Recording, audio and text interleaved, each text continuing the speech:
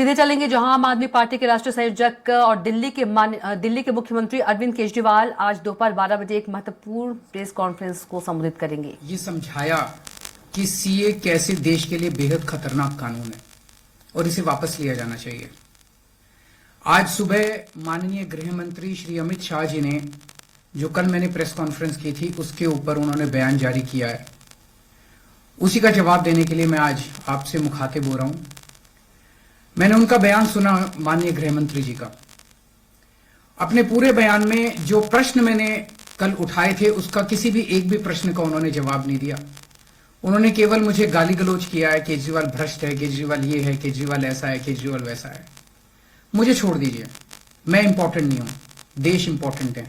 देश के 140 करोड़ लोग इंपॉर्टेंट हैं, उनकी बात करते हैं।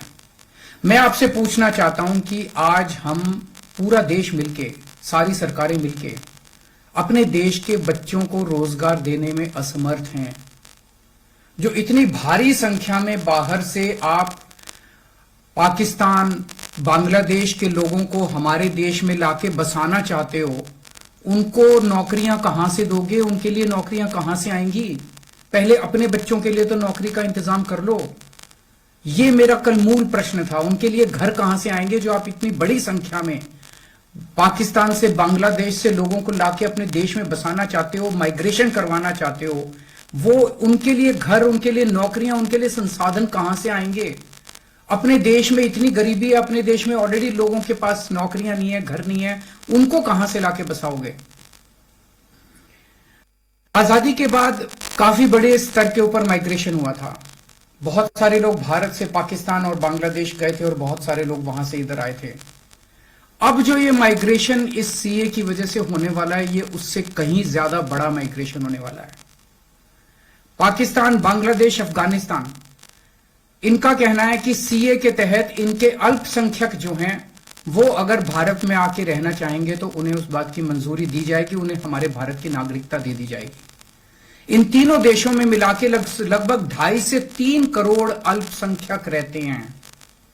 पाकिस्तान, बांग्लादेश और अफगानिस्तान में मिलाके लगभग 2.5 से 3 करोड़ अल्पसंख्यक रहते हैं। वहां बहुत गरीबी है, उनके पास रोजगार नहीं है। भारत में आना और भारत की नागरिकता मिलना उनके लिए तो बहुत बड़े सपने की तरह है।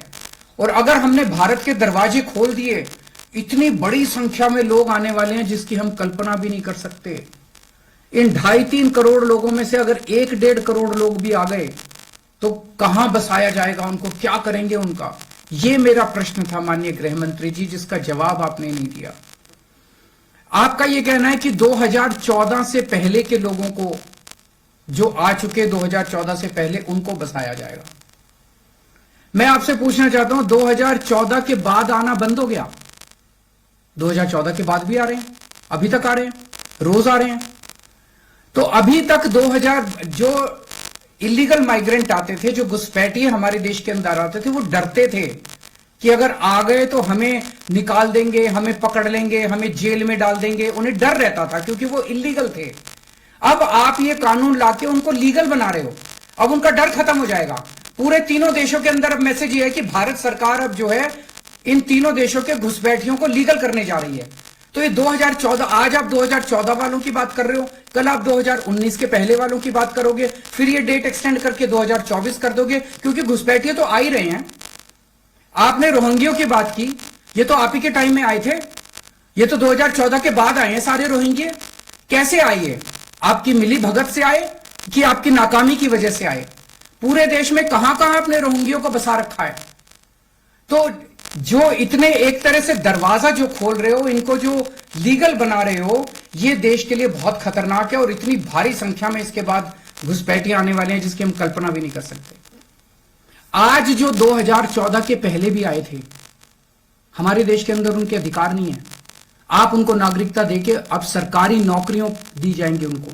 पाकिस्तान से आए हुए घुसपैठियों को हमारे देश के अंदर अब सरकारी नौकरियां दोगे आप, उनको उनके राशन कार्ड बनाएंगे हम लोग।